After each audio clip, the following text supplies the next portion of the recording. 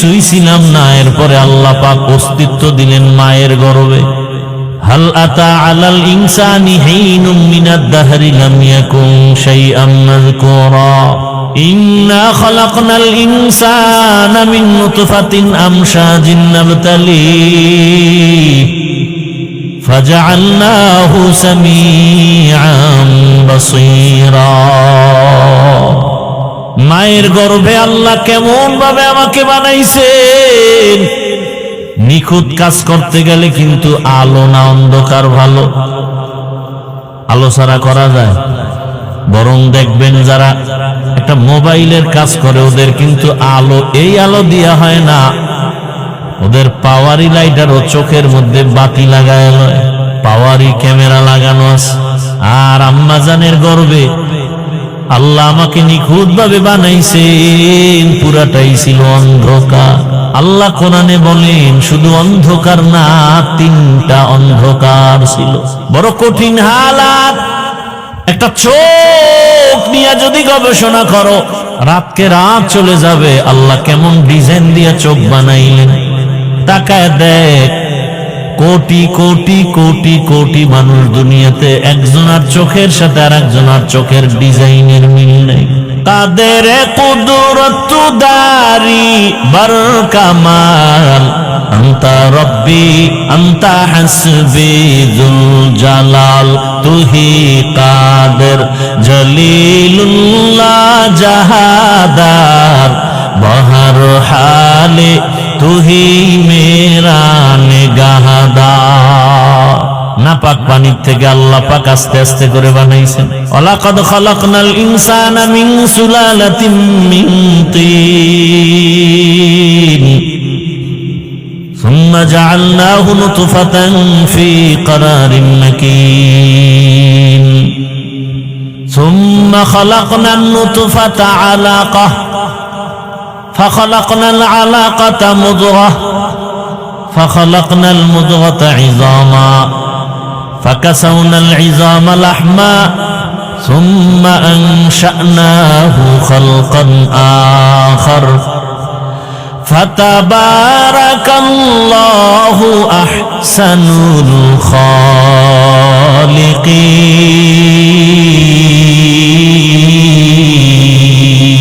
الخالقين بقى قرآن কালামুল্লাহ বসনো কদিমাস্তি কদিমাস্তি নইনো। আল্লাহর কুদরত। নাপাক পানি গোশতের টুকরা, এরপরে রক্ত, এর উপরে হাড্ডি, আবার গোশত, এভাবে দিয়া দিয়া পুরা একটা মানুষ বানাইলেন। ছোট মায়ের গর্ভে জিন্দা মানুষ। নামাজে পাঞ্জগানা ফাওয়াইলুল লিল মুসাল্লিন আল্লাযীনা মুমিনারা এই নামাজে ইমদাদ দা ইস্তাইনু আয়াতে কুরআ বখা আয়াতে কদ আফলাহা রায়াদকুন গৌর কুন্দর মানিয়াজ দিল সাদেকু।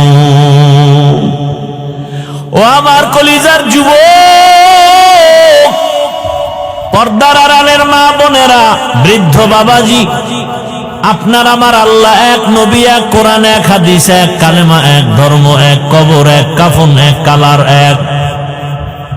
অথচ আজকে আপনাকে বয়ান করার দরকার ছিল না। বয়ান তো তাদের করার দরকার যারা আল্লাহ চিনে না, কোরআন বুঝে না, হিন্দু বৌদ্ধদের। কিন্তু আপনারা তো আল্লাহ মানেন, নবী মানেন, কোরআন বুঝেন, হাদিস বুঝেন, কালেমা পড়ছেন। আপনাদের তো বয়ান করার কথাই না। অথচ আপনাদের পেছনে বয়ান করতে করতে 12 মাস ঘুমানোর টাইম নাই।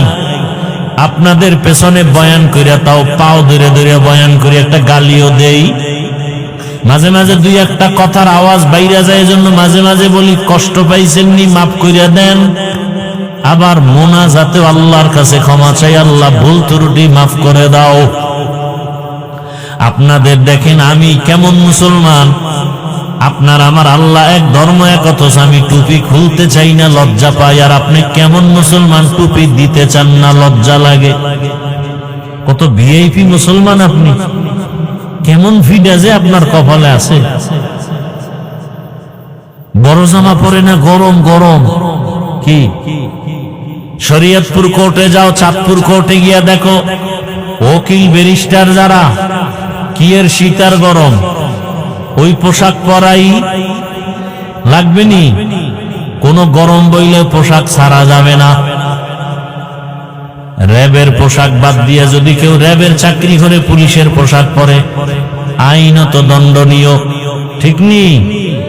পুলিশের চাকরি করে যদি র্যাবের পোশাক পরে, ভালো না খারাপ?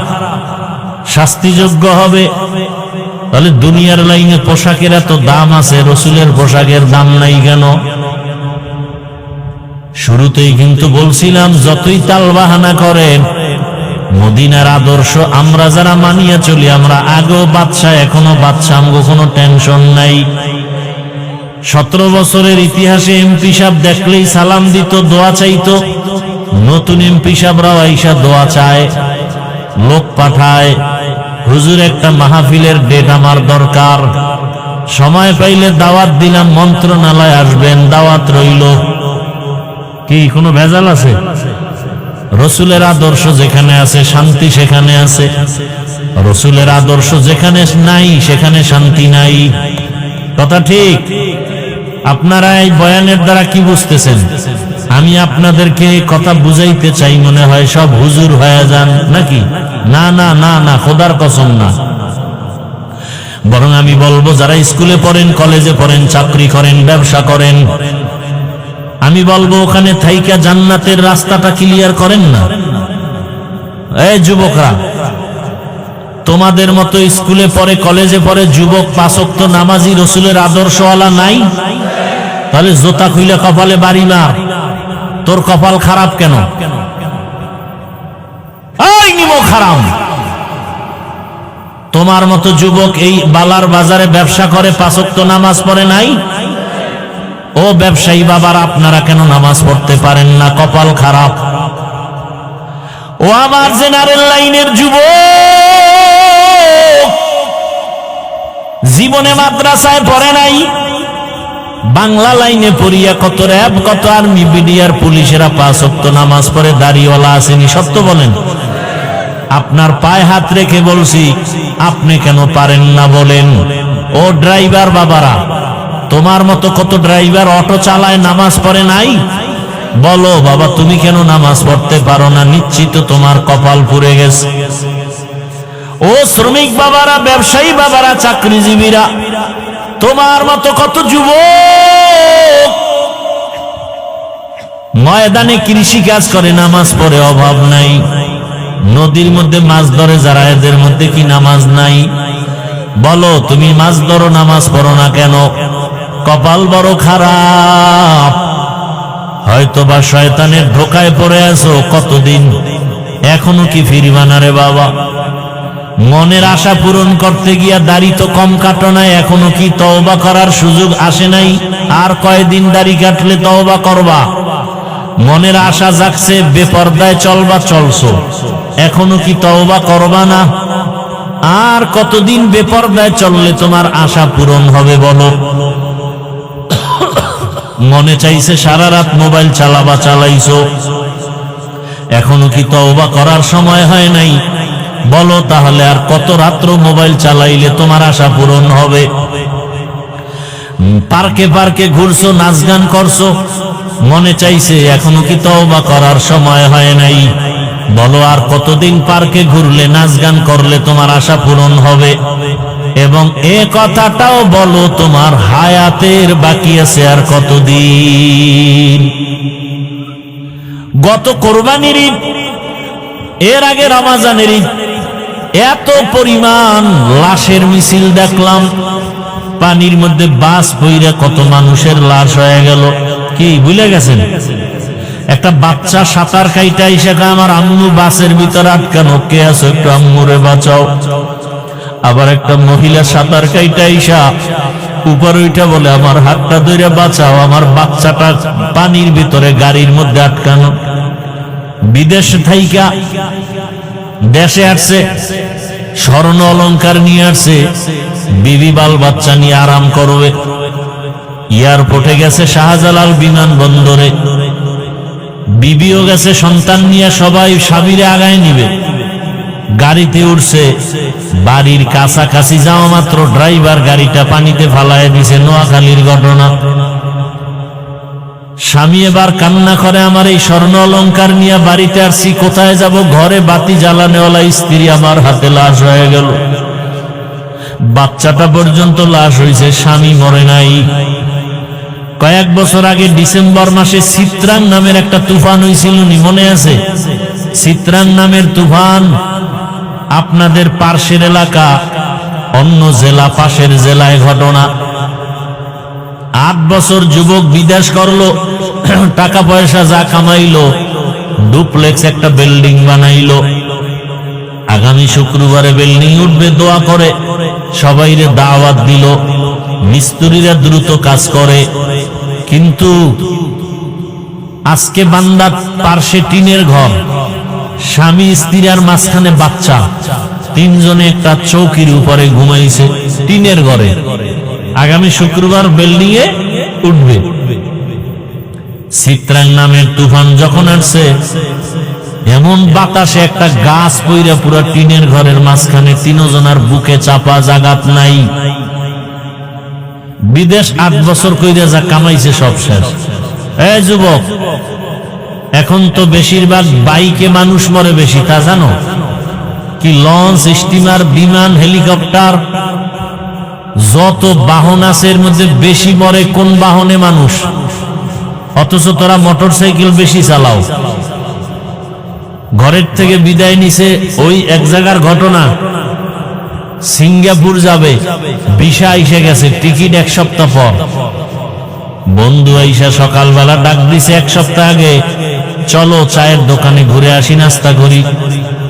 এবার হুন্ডা তো আছে, আর এখন তো যৌতুকেরও বড় একটা চাওয়া এই মোটর সাইকেল। কি যৌতুক খাইনি আপনাদের দেশ? এটারে গু খাওয়াও, গু বাংলায় কইলাম। আল্লাহর লানত। এরা দেশের দুশ্মন, নারীদের দুশ্মন, জাতির দুশ্মন। যারা যৌতুক খায় আর দেয়, এদের মতো ডাকাত, এদের মতো ফকিন্নি দুনিয়াতে আর কেউ নেই। এরা ছোট লোকের বাচ্চা। বাথরুমে গিয়া পায়খানা খাও, হালাল সাবান দিয়ে কুলি করবা, গন্ধ শেষ। আর যৌতুক খাইয়া সংসার ধ্বংস। না ভালো মাইয়া হবে মা, না ভালো ছেলে হবে। ছেলে মেয়ে দিয়ে কষ্ট, জীবন ভর এই গ্লানি টানতে হবে। বউ দিয়েও শান্তি নেই। আল্লাহ হেদায়েত দান করুন। এই বন্ধ হয়েছে আমাদের দেশে এই যৌতুক। বয়ান যায় কই? এরপর বিয়ার মধ্যে কত ধরনের উল্টা পাল্টা, গায়ে হলুদের অনুষ্ঠান হারাম কি, অথচ চলতেছে গায়ে হলুদ। ভিডিও নাচ গান ডেক্সের চলে, গাড়ি বক্সের আওয়াজে বিল্ডিং কাঁপতে থাকে। কি আছে না নাই? আল্লাহ হেদায়েত দান করেন। কি ভাই রাগ করতেছেন আপনারা? ও পর্দার আড়ালের মা বোনেরা, অনুরোধ, আপনার মতো কত মা কত বোন এই এলাকায় আছে। এই এলাকায় 5 ওয়াক্ত নামাজ পড়ে, পর্দা করে, আপনারা সাক্ষী দেন আসেনি। ভিন্ন মা বোনদের বলবো, আপনারা কেন পারেন না? মার্কেটে দৌড়ান কেন? মোবাইলে সময় নষ্ট করেন কেন? স্বামীর টাকা পয়সা মাল কেন খেয়ানত করেন? আপনি জানেন না এই কথা? আপনার স্বামী যদি মরে যায়, সম্পদ তো আপনার হয়ে যাবে। ছেলেরা কি জানে না সম্পদ বাবা মরে গেলে সন্তানের হবে? এই কথা জানলে তো একজন স্ত্রী স্বামীর মাল নষ্ট করতে পারে না। এই কথাটা অন্তরে থাকলে তো একটা সন্তান বাবার সম্পদ নষ্ট করতে পারে না। ও আমার যুবক বাবারা, ও পর্দার আড়ালের মা বোনেরা, এখনো সময় আছে, তওবা করেন। আর বেপর্দায় চলবেন না, মোবাইলে সময় নষ্ট করবেন না। স্বামীর মাল খেয়ানত করবেন না। সন্তানটাকে ডাক্তার বানাবেন, ইঞ্জিনিয়ার বানাবেন, প্রফেসর বানাবেন, কোনো বাধা নাই। সন্তানটাকে ওসি ডিসিএসপি বানায় যান। তবে দাবি আমার একটা, সন্তানটাকে আদর্শবান, নামাজি, কোরআন পড়নেওয়ালা ডাক্তার বানায় যান। ডাক্তার জাকির নায়েকের নাম শুনছেননি? কথা বলেন, ভালো না খারাপ? টাকার কারণে, ক্ষমতার কারণে জাকির নায়েকও ডাক্তার, আর আঙ্গ দেশের তাসনিমা নাসরিনও এক ডাক্তার। কি তাসনিমা নাসরিন দেশ থেকে বিতাড়িত, মরলে লাশও বোধহয় দেশে আসবে না। আর ডাক্তার জাকির নায়েকের এত সুনাম। আমি চাই তুমি ডাক্তার হলে যেন এমন সম্মান হয়। ডাক্তার হবা, রুগীও দেখবে, আজান হলে নামাজে যাবে, কোরআন তেলাওয়াত করে মা বাবার জন্য দোয়া করবে। ও আমার বাবাজিরা, মারা, এমন আদর্শ সন্তানের সামনে রেখে যাবেন, একদিন আপনারা থাকবেন না, সন্তান আপনাদের জন্য দোয়া করে গর্ব করে বলবে, আমার মা বাবার এত সুন্দর আদর্শ, আমার মা বাবা ৫ ওয়াক্ত নামাজি ছিল, আমার গর্ব। আমার মা বাবার আদর্শের কারণে আমি সন্তানটাও স্কুলে পড়িয়াও নামাজ ছাড়ি নাই। আমার মা বাবার আদর্শের কারণে আমি কলেজে লেখাপড়া করছি, আমি কারোর সাথে মিথ্যা বলি নাই। আমার মা বাবার এটা অবদান। আমার মা বাবা কখনো মোবাইলে সময় নষ্ট করে নাই। আমার বাবা মাকে কখনো গালি দেয় নাই। আমার মা কখনো আমার বাবার সাথে খারাপ আচরণ করে নাই। ও আব্বা জানেরা, আম্মা জানেরা, এমন আদর্শ যদি সন্তানকে দিতে পারেন, ডাক্তার হলো আপনার সন্তান ধন্য, ইঞ্জিনিয়ার হলেও ধন্য। ও আমার মা বাবারা, আর যদি আপনাদের আদর্শ খারাপ হয়ে যায়, সন্তানটাও খারাপ হয়ে একদিন ধিক্কার দিয়া বলবে, আমার মা বাবা এত খারাপ যে আমি ভালো হতে পারি নাই। আমার মা বাবা নামাজ পড়তো না, আমার মা বাবা মোবাইল নিয়ে সারা রাত পড়ে থাকতো, আমার বাবাও মাকে গালি দিত, মাও বাবার সাথে তর্ক বিতর্ক করত, সব সময় মোবাইলে বেগানার ছবি দেখতো। ও মা বাবারা, এমন অভিশপ্ত মা বাপ হইয়েন না। সন্তানের ধিক্কার যেন আপনার উপরে না আসে, বরং তওবা করেন, আল্লাহর কাছে বলেন, সন্তানটাকে আদর্শবান নামাজি, কোরআন পড়নেওয়ালা ডাক্তার বানায় যাবেন, আদর্শবান ইঞ্জিনিয়ার বানায় যাবেন, কোরআন পড়াইয়া নামাজি আদর্শবান প্রফেসর বানায় যাবেন। এখনো সময় আছে, তওবা করেন। যুবকদের পায়ে হাত রেখে বলবো, আল্লাহর মোহাব্বতের ঈমান আর নেক আমল ছাড়া জান্নাতুল ফেরদাউস পাওয়া যাবে না। ওলামায়ে কেরামের পরামর্শ নিয়া, মা বাবার দোয়া, শিক্ষকের দোয়া নিয়া আল্লাহর কাছে মনে মনে তওবা করো আর বলো, হে মালিক, জীবনে কত দাড়ি কাটলাম, নামাজ ছাড়লাম, বেপরদায় চললাম, মা বাবার সাথে বেয়াদবি করলাম, ওলামায়ে কেরামের বিরোধিতা করলাম, আর কত